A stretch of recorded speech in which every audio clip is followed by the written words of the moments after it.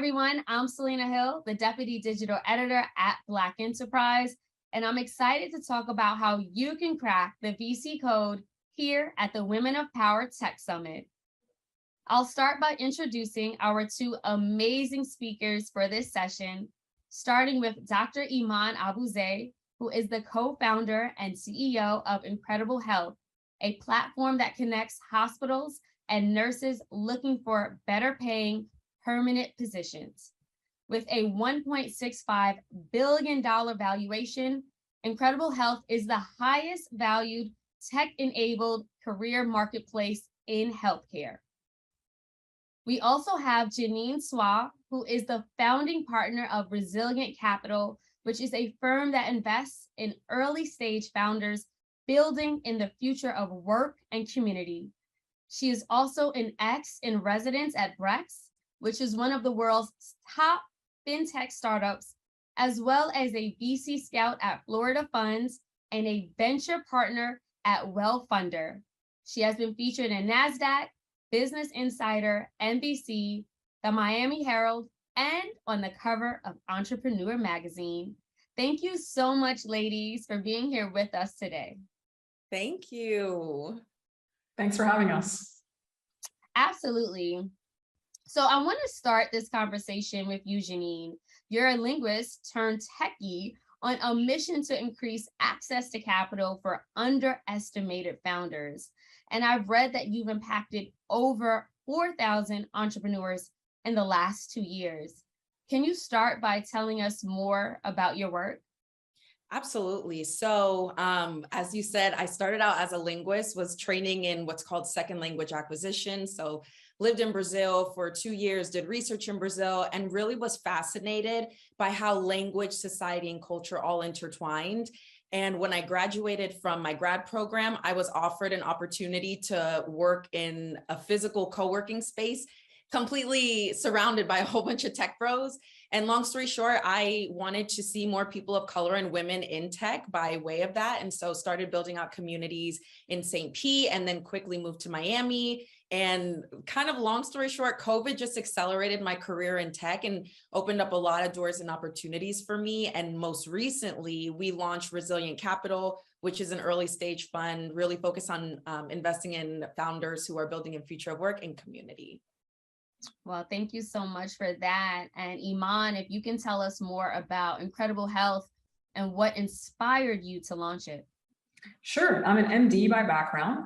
But I come from a family of doctors as well. Both my siblings are doctors, and so is my dad. And they were often complaining about understaffing.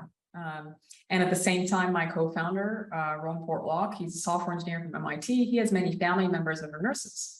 And they were saying, I'm experienced, I'm qualified, and I apply to 10, 15 places, and I don't even hear back. And we were like, okay, this doesn't make any sense, right? Healthcare is the biggest labor sector in the country by number of workers.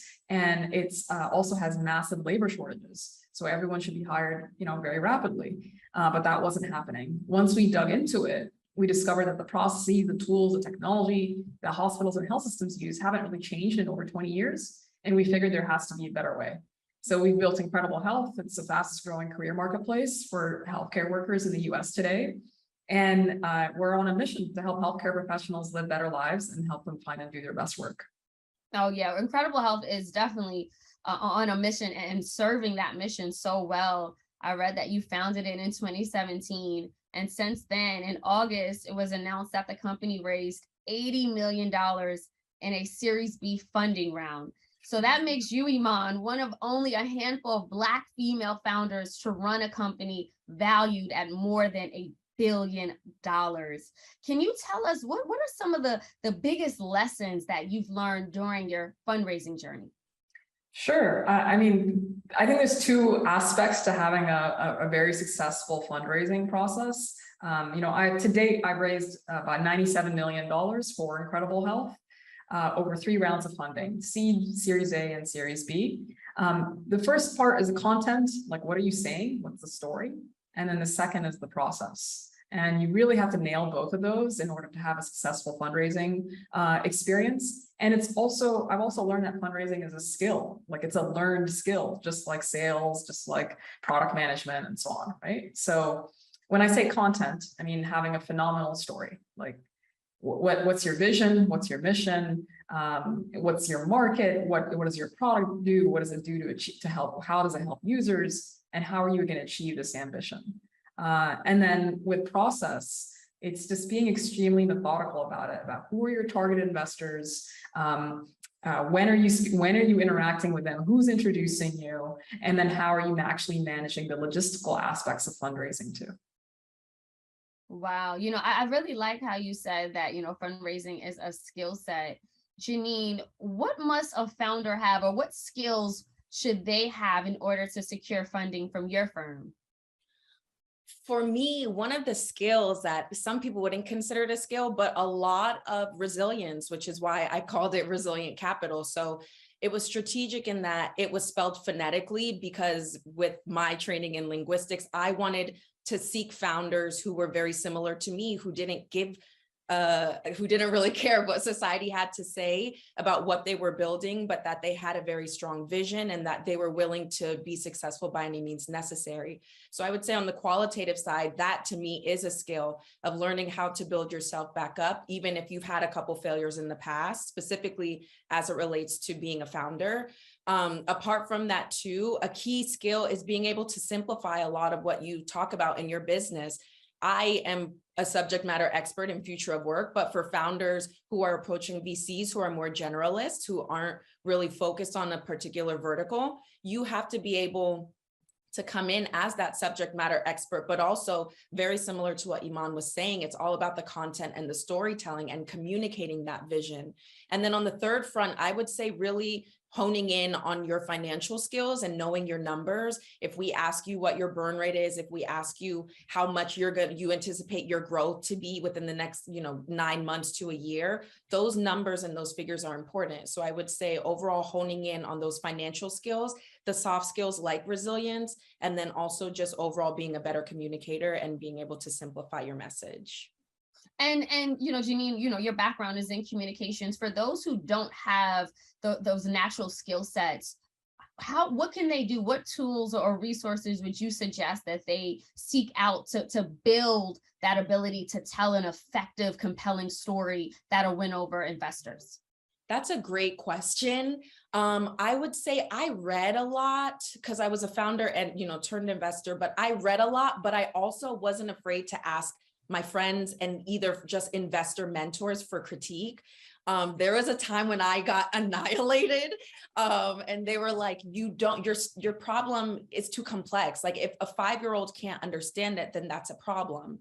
If you are able to then simplify that by reading some kind of just like communication tactics, newsletters helped me a lot of just learning how to hedge and cut down on some of the language and simplify it, in combination with seeking advice from mentors, from friends who, maybe if your mom isn't in tech or your dad isn't in tech or a family member, and they are able to then understand what your business does to a certain extent, right, within reason, then those are some of the things that you can do to start working on better storytelling.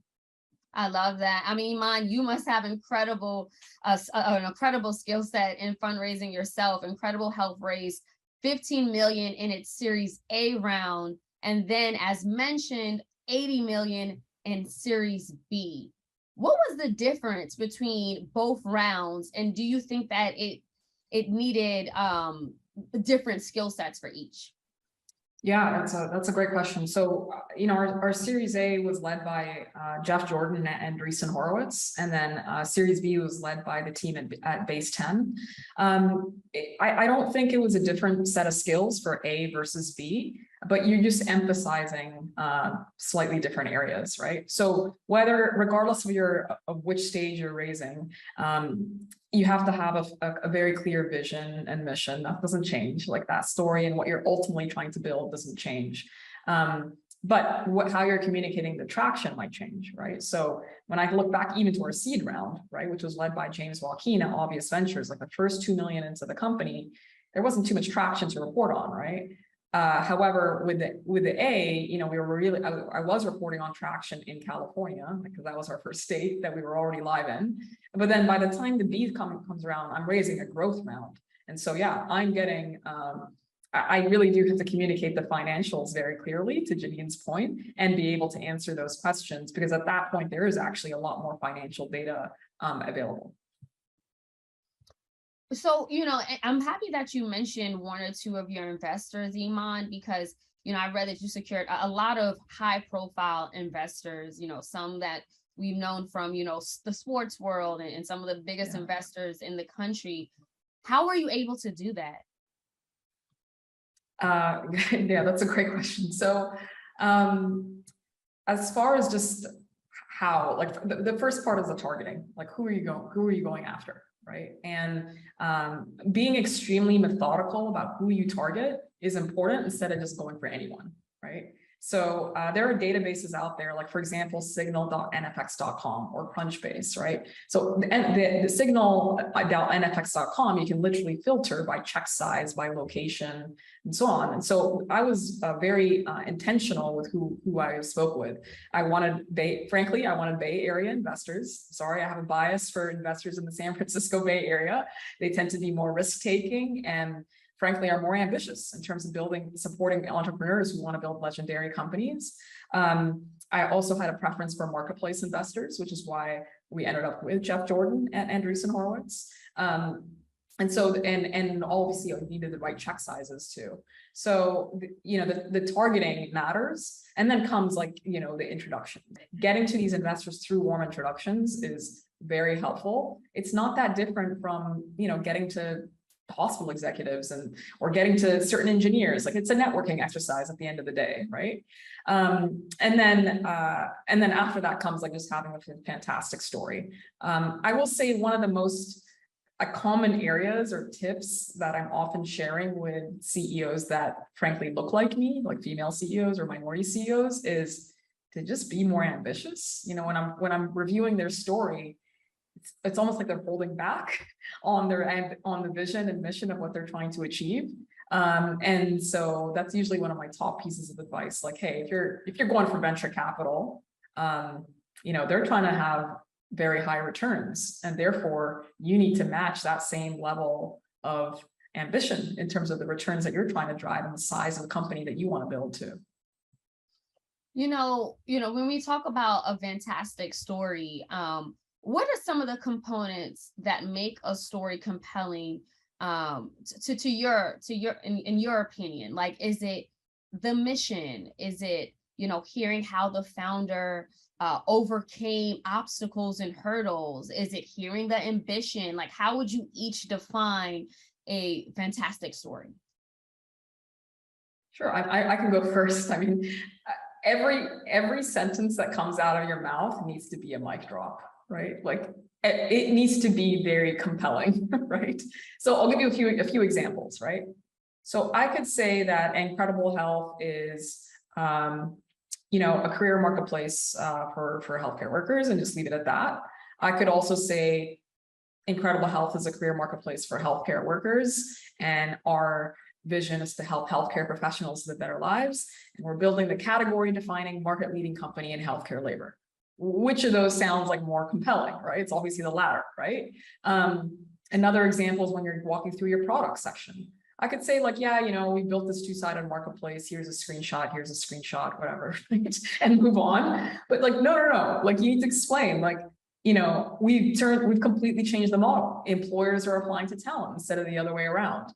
We've automated the screening of the talent through algorithms. We've built custom matching technology, so it's a highly personalized experience. The evidence of all of that, the result of all of that is we're accelerating hiring from 82 days to less than 20 days. We're also saving each hospital we work with at least $2 million. It needs to you can see the product section. I'm highlighting different features of our product, but I'm always positioning it in, what's the impact? What's the benefit that we're driving to the users? So, and it's the same for every section, right? Every single thing that comes out of your mouth needs to be building your story and needs to be very compelling. I agree wholeheartedly with that. I think from a lot of my definition, because I work with earlier stage founders, vision is very important to me, but then also kind of highlighting the backstory of how you arrived at that particular moment. who were you before you came to me, and why are you in front of me now? And that vision, like I always ask founders, whenever you close your eyes, like, what do you see? I need you to tell me that so that I can see that story alongside you. And very much so to Iman's point, like highlighting not just the data points, but how you envision those accelerating the company is very important to me, because at the early stages, some of the founders, we particularly like to be last check-in, just because we want to be able to support founders on the go-to-market and growth strategy side. But in the earlier stages, a lot of founders may not have traction at the moment. So your story is going to be the data that you have for any investor to believe in you. It just really depends on the stage. But just in terms of those concrete like deliverables, in terms of what for me is a compelling story, it is impact. It's where you came from. It's how you arrived at the kind of that result, and then what you envision for the future, because I am a futurist. I love future of work. I love thinking about how society, how the workplace, how people's lives are going to be impacted for years ahead. So if we can align on that story, then I'm able to buy into your vision and I'm more likely to invest. You know, Janine, less than 2% of all venture funding went to female founders last year, and less than 1% went to female founders of color. What needs to be done to ensure that more Black women founders gain access to venture capital? So I'm a realist. That was the main reason why I got into investing. I was tired as a founder. It was hard for me to raise, but also I was a lifestyle business. So I didn't fully understand like VC funding and the differences a couple years back. But now that I'm in it, one of the main reasons why I started Rezilyent was to empower more people with disposable income and more people who align with the SEC's regulations of accreditation to become more investors. So in just full transparency, the system is clearly broken, right? I mean, the fact that 98%+ of VC funding is going to white males is like, it's an issue. But if you can, I mean, we've been trying to fix it for years. Granted, VC has only been in kind of market and in place since like the late 1950s, early 60s. So, you know, there's still some time and some work to be done. But kind of the point that I'm trying to make is, I think that more investors don't realize that they can be investors. So part of my mission in this world is to create more investors. So it's like, how do I make this VC stuff fun? How do I make it engaging so that more potential angel investors can realize that they too can invest as long as they, you know, reach these thresholds. And then even if they don't reach those thresholds on the accreditation side, can invest as a non-accredited investor by way of WeFunder, which is why another reason why I'm kind of having my hands in these different areas so that we can empower more people to invest across different mediums. So long story short, the way to solve the issue to me is to create more investors while simultaneously working as best as we can to empower these emerging VCs who are on a mission to deploy more capital into female founders of color and just people of color in general. Iman, what would you say were some of the challenges and hurdles that you had to overcome personally as a Black woman to reach this point and to raise as much money as you did? Yeah, I mean, look, I think both of you like already pointed out some of the challenges. I mean, like the system is clearly not great, right, for us, and there's some, and the statistics speak for themselves, right? Like there's obviously some structural bias going on if the statistics are that bad, especially knowing that the number of female CEOs that are starting companies is increasing and the number of minority CEOs is increasing and so on, right? I got to be honest with you, like one thing that I've done to just tackle that, and I guess I'm speaking to the other CEOs in the crowd, right, is you really have to compartmentalize this whole structural bias topic and suppress it in your mind, because it's actually not that helpful to you as a CEO when it comes to fundraising. Okay, like your counterparts, you know, your white male counterparts are not spending any mental energy focused on thinking about structural bias.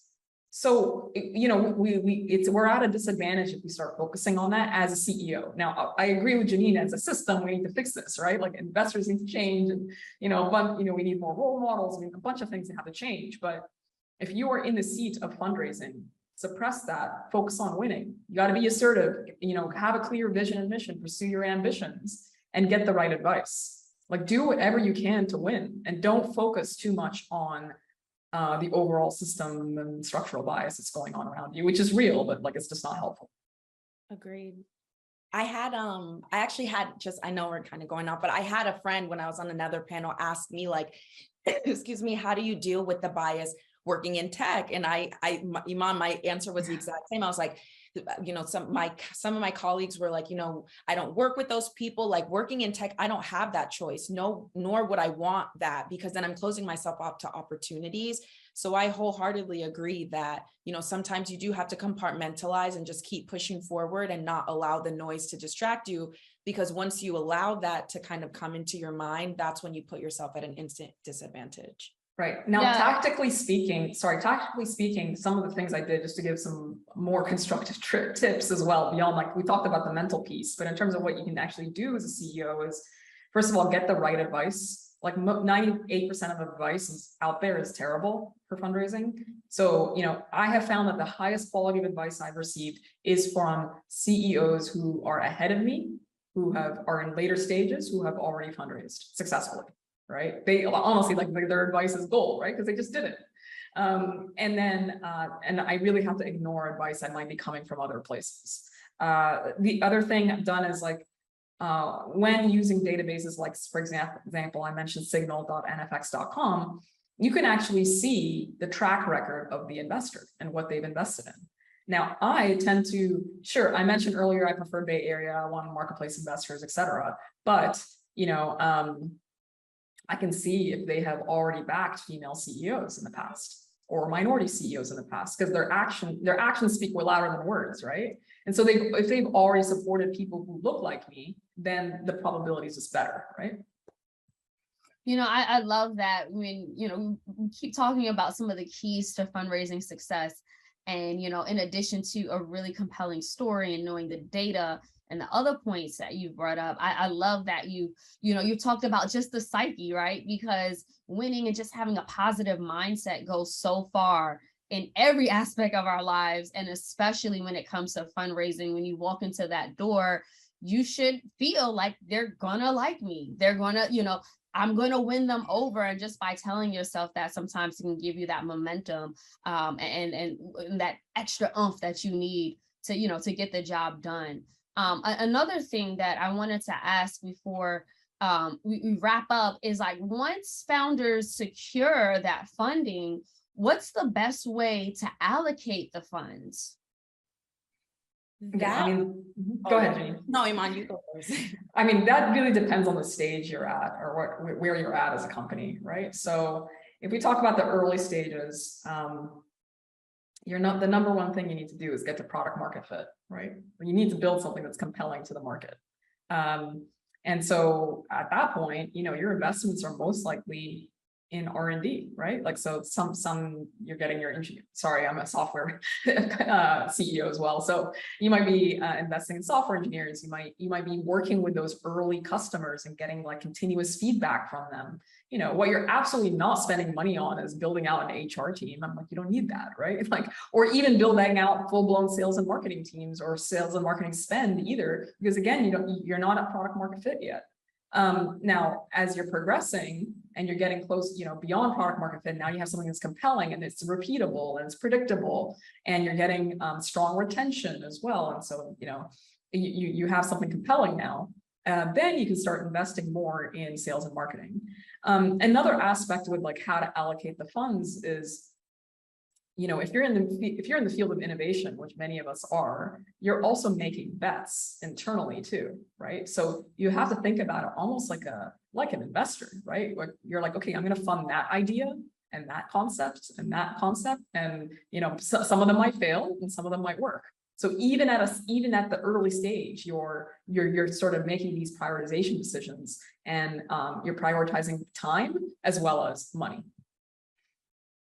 It really, very similar to what Iman said, I was literally going to say, it really depends at which stage you are and kind of what your go-to-market strategy is. If you don't have product market fit, you are going to spend a lot on research and development and like figuring out how to get to product market fit. So then once you align and even founder market fit at times, then you'll be able to determine your strategy moving forward for growth. A lot of the companies that I work with are in their seed or series A. And so a lot of them are focused on like, all right, we have product market fit. Now we need to allocate money for our go-to-market strategy. And then the go-to-market strategy, or how you bring your product to the public, could be completely different based on what you determine is the best for your company. And so a lot of times that could mean allocating money to a community manager to be able to build community if community is embedded within your go-to-market or growth strategy. That could also mean hiring sales representatives if you found in product market fit that you can acquire this many customers within this amount of time, and then you can allocate money to be able to pay for those personnel to grow at X rate. So it really just depends on the stage that you're at, and it takes time to develop that and learn more, very much so. Like Iman said, again, you are kind of funding these different arms and then collecting that data to determine your ROI, so you can determine how much money you can allocate on that moving forward. Yeah. One other, tip I'd share is, because we don't hear this one that often. We'd raised $17.5 million to get to a 1.65 billion valuation, right? So we operated the company in a very capital efficient way and got to cash flow positive effectively as quickly as we could. Now, one thing that I see founders and CEOs, some of the errors that they make, especially in the early days, is don't assume that money is going to solve your problems. Okay, you might have some other problems going on, like, hey, like you're not even in the right market, you're not building the right thing, you might not even be getting enough leverage out of each team member. Like there could be other things, and you have to be very intellectually honest with yourself and assess the situation as clearly as you can, because money isn't the solution to everything, right? And so actually you should be actually pretty careful with the funds that you get, and make sure that you're going after the right problem.